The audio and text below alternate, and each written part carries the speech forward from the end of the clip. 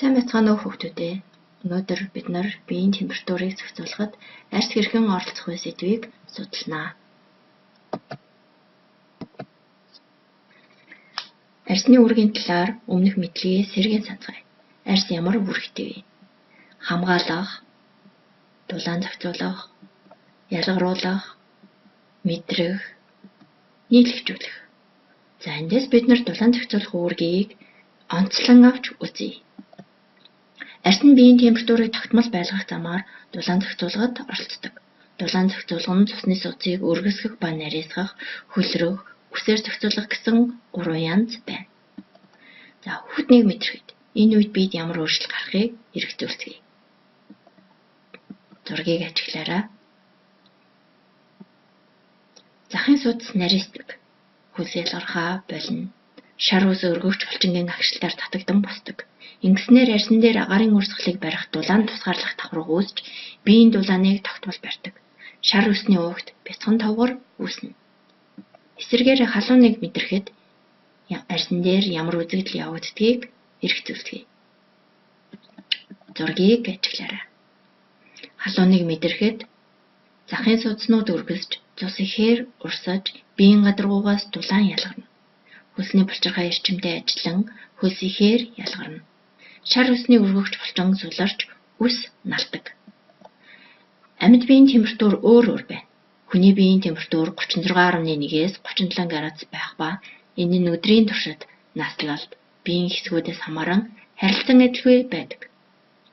Зарим амьд биеуд биеийн температураа тогтмол барих маш сайн зохицуулгатай байдаг байна. Амьд биеийн дулаан зохицуулгаар нь доорх 4 бүлэгт хуваан үздэг.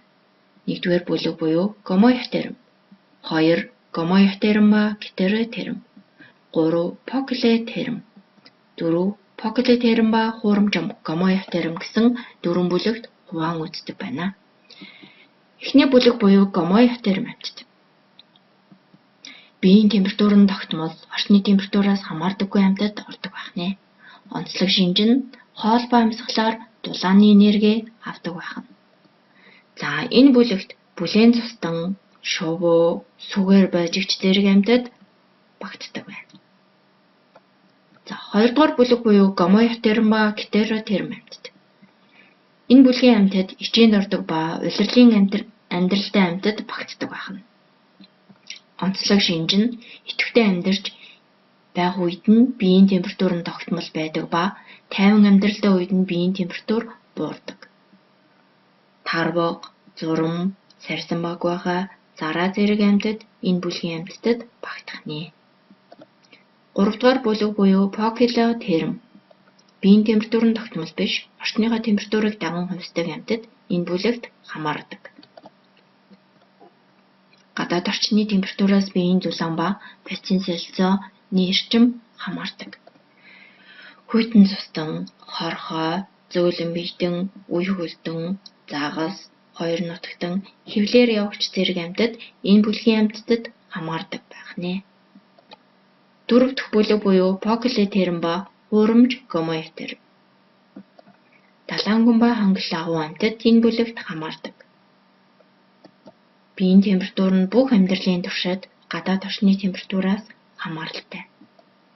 Далайн уд, загас зэрэг амьтад багтдаг байх нэ.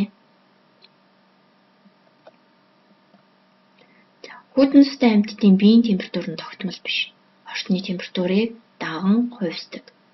Ийм амьд биеийг покилетерм буюу эктотерм гэж нэрлэдэг. Харин бүлээн цустай амьд биеийн температур тогтмол орчны температураас хамаардаггүй. Тэд бяцын солилцоо, энергийн дотоод өвсөртэй тул эндотерм буюу гомоэфтерм гэж нэрлэдэг байх нэ. Хүүхдүүдэд та дулаан зохицуулгын 4 бүлэг тус бүрт жишээ гарган бичээрэй. Анхаарал хандуулсанд баярлалаа.